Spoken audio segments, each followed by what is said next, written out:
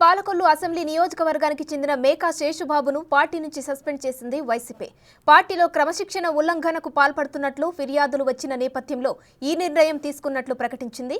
దీనిపై స్పందించారు మేకా శేషుబాబు.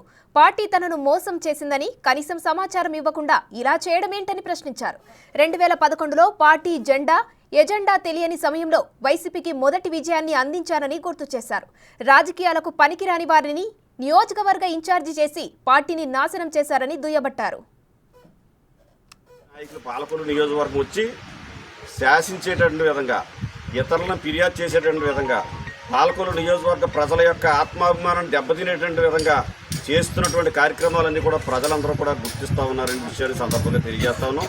ఏదేమైనా సరే వైఎస్ఆర్ కాంగ్రెస్ పార్టీకి మొట్టమొదట ఉమ్మడి ఆంధ్రప్రదేశ్ రాష్ట్రంలో తొలి ఎమ్మెల్సీగా ఆ రోజు క్యాబినెట్ ర్యాంక్ని జిల్లా పరిషత్ చైర్మన్ కూడా వదిలి తొలిగా ఎవరో కూడా పోటీకి ముందుకు రానటువంటి సమయంలో, పార్టీ పెడతారో పెట్టరో తెలియనటువంటి సమయంలో, ఎజెండా లేనటువంటి సమయంలో ఆ రోజు నన్ను అందరూ కూడా పార్టీ పోటీ చేయండి, ముందుకు రండి అనే విధంగా అడిగితే నేను వచ్చి పోటీ చేసి ఆ రోజు ఆ యొక్క విజయాన్ని అందించినటువంటి పరిస్థితి మనందరికీ కూడా తెలుసు.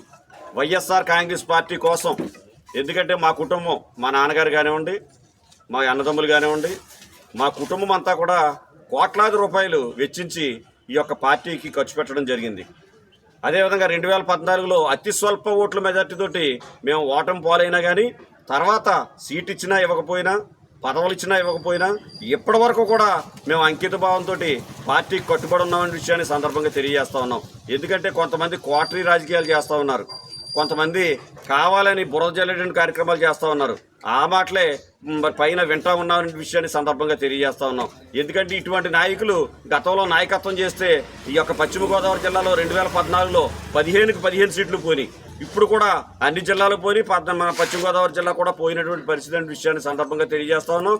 ఏదేమైనా సరే ఈరోజు పాలకొల్లు నియోజకవర్గానికి ఇతర నియోజకవర్గాల నుంచి పంపి ఇక్కడ 6 నెలల క్రితం జాయిన్ అయ్యి జగన్మోహన్ రెడ్డి గారు ఇచ్చినటువంటి 30 కోట్ల రూపాయలను కూడా మరి ఎవరికి కూడా పంచిపెట్టకుండా ప్రజల్ని ఇక్కడ వైఎస్ఆర్ కాంగ్రెస్ పార్టీ నాయకులకు కానివ్వండి, కార్యకర్తలకు కానివ్వండి అన్యాయం చేసి పార్టీకి ఆ రోజు ఫోన్లు కూడా ఎత్తకుండా, అదేవిధంగా మరి బూత్ కమిటీ వాళ్ళకి కానివ్వండి, ర్యాలీ చేసినటువంటి నాయకులకు కానివ్వండి, ఎవరికి కూడా ఏ రకమైనటువంటి సహకారం అందించకుండా చేసినటువంటి పరిస్థితిని సందర్భంగా గుర్తు చేస్తా ఉన్నాం.